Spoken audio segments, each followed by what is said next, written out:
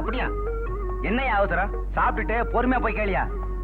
எப்பவுமே என் மனசுல இருக்கும்போது உன்னை விட்டு பிரிஞ்சதாவே நான் நினைக்கலையே. அதனாலதானோ என்னவோங்க, சில நேரங்கள்ல என்னையே நான் மறந்துடுறேன். எப்படி? அதான் நான் உங்க மனசுக்குள்ளே வந்துட்டேனே. என்னது என் மக குரலாட்டம் இருக்குது? நீங்க எங்க கூப்பிட்டாலும் நான் கூட வர காத்திருக்கேன். ஆனா நீங்க என்ன எங்கேயுமே கூப்பிட மாட்டேங்கிறீங்க. நல்லா இருக்கு. உங்க காதல் காட்சிய ஊரே ரசிக்குது. கொஞ்சம் மைக்க ஆஃப் பண்ணிட்டு பேசக்கூடாதா? ஐயோ, நீ ஆன் பண்ணியா? நான் இல்ல. என்னதான் ஆஃப் பண்ணாலும் எல்லாரும் கேட்டாச்சே. சரி சரி, நீங்க போங்க. கேட்டா என்ன? ஐயோ அம்மா.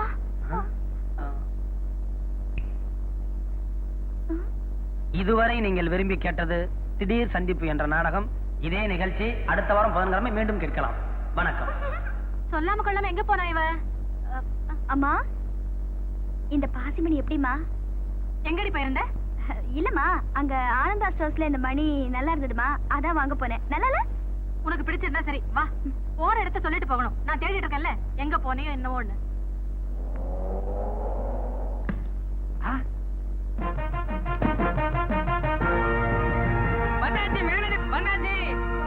வாங்க, உங்களை ஊரே தேடிக்கிட்டு முதலாளி பாருங்க. என்ன ஆனந்த், எங்க போயிட்டீங்க 2 நாளா? ஏன்பா போறப்ப சொல்லிட்டு போக கூடாது? என்னமோ ஏதோன்னு எல்லாரும் பதறி போயிட்டோமே. அது அவங்களுக்கு தெரியுமே, நீங்க சொல்லலையா? இவளுக்கு தெரியுமா? ஏறாதா, உனக்கு தெரிஞ்சிருந்தோம் நீ ஏன் சொல்லாம இருந்த? சொல்லவே இல்லீங்களா? இவங்களை வச்சுக்கிட்டு தானே எல்லாரும் ஏலம் போட்டாங்க. ஏலம் போட்டாங்களா? என்ன ஏலம் போட்டாங்க? சரியா போச்சு. ஏங்க, என்ன நடந்துச்சுங்கிறத நீங்க சொல்லிருக்கலாம்ல. இப்பதான் அது முடிஞ்சு போச்சு. அப்ப அடுத்த ஏலம் போடும்போது பாக்கலாங்களா? அது ஒண்ணும் தேவைப்பட. ஏன்பா ஆனந்த், கொஞ்சம் புரியுற மாதிரி சொல்லு. எங்க போயிருந்த? அது நீங்க குடுக்குற சம்பளத்துக்கு நான் நம்பிக்கையா நடந்துக்கணும்ல. ஓஹோ, அப்படியா? நடக்கட்டும் நடக்கட்டும். ஆமா, நீ மட்டும் தனியா போய் என்ன செய்வ? முதல்ல அப்படித்தான், அப்புறம் போக போக. சரி சரி, இனிமே எங்க போறதா இருந்தாலும் என்கிட்ட சொல்லிட்டு போப்பா. இனிமே தானே சொல்றேன். May come in? Yes, come in. அரடே, முதலாளி மகளா, வாங்க உட்காருங்க. எதுக்கு இவ்வளவு மரியாதை? சின்னவங்களா இருந்தாலும் பெரியவங்களா இருந்தாலும் தேடி வந்துட்டா மரியாதை கொடுக்கறதுதான் பண்பு. பரவாயில்ல, நீங்க என்ன ராதான்னு பேர் சொல்லி. அது இருக்கட்டும், என்ன விஷயம் இங்க வந்தீங்க? இல்ல, என் ஃப்ரெண்ட்ஸை விட்டு நான் உங்களை அவமானப்படுத்தினதுக்கு முதல்ல உங்ககிட்ட மன்னிப்பு கேட்கணும்னு வந்திருக்கேன். அதை நான் அன்னைக்கே மறந்துட்டேன். அது போகட்டும், நான் உங்களை வேலையை விட்டு போக சொன்னது, நாகரிகம் இல்லாம நடந்துகிட்டது, இதெல்லாம் எங்க அப்பா பாட்டி கிட்ட சொல்லி நீங்க ஏன் என்ன காட்டி கொடுக்கல? கட்டி காக்குறது விவேகம், காட்டி கொடுக்கறது துரோகம். துரோகம்ங்கிற மனப்பான்மை எனக்கு எப்பவுமே இருந்ததில்லை. Anand, you are really great.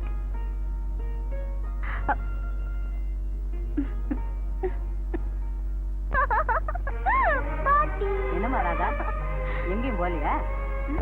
நான் சொன்னா கோயில் குளம்னு சொல்லுவேன், நீ சீக்கிரமா வீட்டுக்கு வந்துட்டியேன்னு கேக்குறேன். அதுல பாட்டி, அந்த புது மேனேஜர் ஆனந்த பத்தி நீ என்ன நினைக்கிற? எதுக்கு இவ கேக்குற? பாட்டி என்ன யோசிக்கிற? என்ன, அவன் முடிய பார்த்தாலே திருட்டு பைய முடி மாதிரி தான் இருக்கு. கண்ணாடிக்கு பவர் குறைஞ்சு போச்சு, செக்கப் பண்ணி வேற போடு பாட்டி. இந்தாடி குடுறி, கண்ணாடி குடுறி. முதல்ல மேனேஜர் ஆனந்த பத்தி நீ தானே அப்படி இப்படி புகழ்ந்த, இப்ப போய் தானே சொல்ற. ஆமா, நீ என்ன நினைக்கிற அவனை பத்தி? He's a nice man.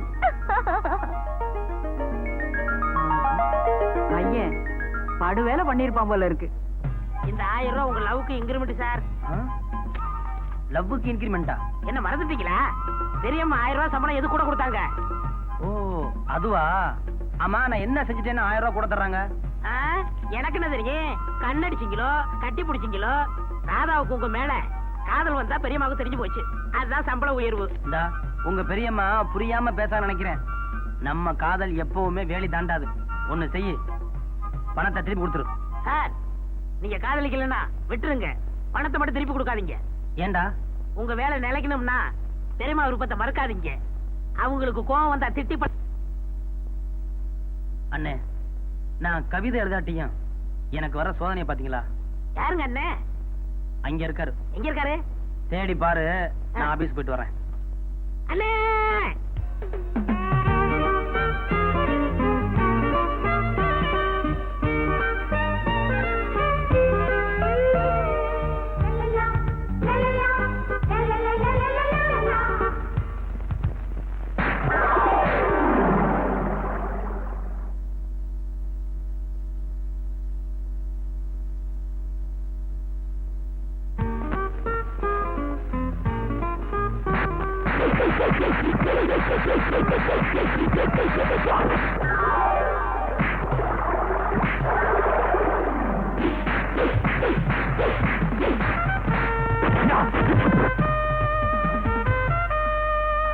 ஐயோ மன்னிச்சுங்க, கத்துக்கிற வேகத்துல. பரவாயில்ல, நான் கத்து கொடுத்தா நீங்க சொல்லி கொடுப்பீங்க. 10 வருஷமா கல்யாணத்துக்கு முயற்சி பண்றேன், ஒண்ணே கிடைக்கல. ஒரு பெரிய ஜோசியரை புடிச்சு கேட்டேன். அவரு சொன்னாரு, இப்படி ஒரு ஆம்பளை தொங்க விட்டு என் கைப்படாம பறிச்சு என் பல்படாம சாப்பிட்டா பொண்ணு தேடி வருவான்னு சொன்னாருன்னு. அதான் முயற்சி பண்றேன். கைவிடு. இத புடி. இதையும் புடி. இதுதான் ஆப்பிளா? என்னண்ணே பறிச்சு விட்டீங்க? உன் கைப்படாம தானே பறிக்கணும். ஆமா, இது என் கை. சரிதான். என்னண்ணே கடிச்சு விட்டீங்க? உன் பல்லு படம் வந்து என்ன கடிக்கணும்? ஆமா, இது என் பல்லு. ஓ அதுவும் சரிதான்.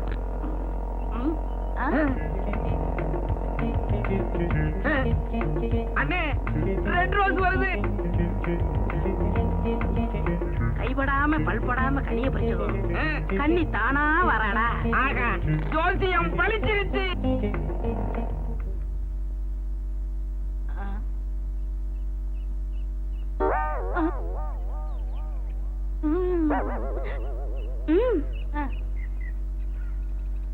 Blue skin, Negro hair.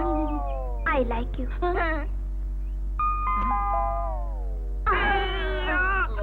எங்க அப்பாவை பார்த்து பேசுங்க.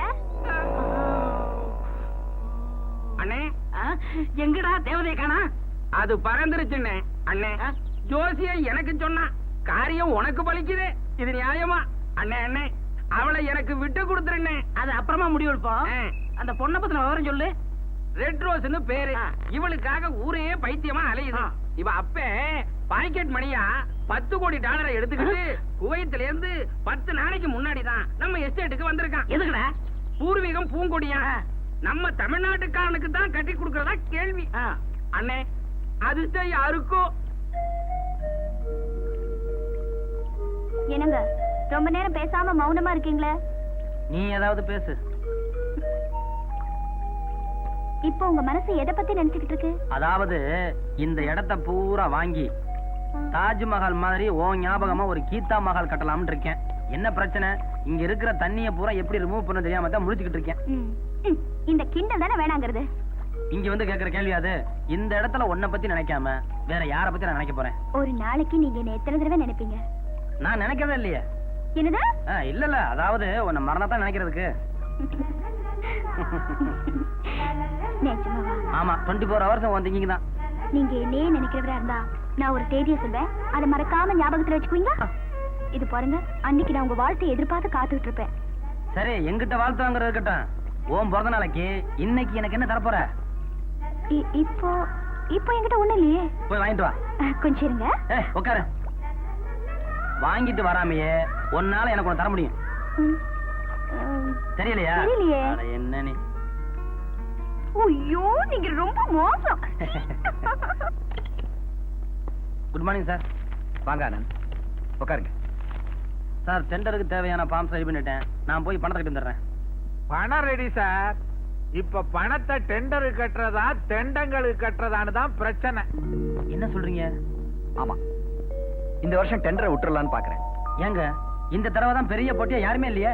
ஆனந்த், எனக்கு உங்களோட உழைப்பு வேணும். அதை நிரந்தரமா நீடிக்கணும்னு நினைக்கிறேன். இதுல சந்தேகத்துக்கு இடம் இல்லையே. இதுக்கும் டெண்டருக்கு என்ன? ஒருத்தன் குறுக்க நிக்கிறானே. எஸ், 60 லட்சம் ரூபாய் டெண்டருக்கு நாம 1 லட்சம் ரூபாய் கொண்டு போறத எப்படியோ கரடிருங்கன்னு தெரிஞ்சுக்கிட்டான். இந்த லெட்டர் படிங்க.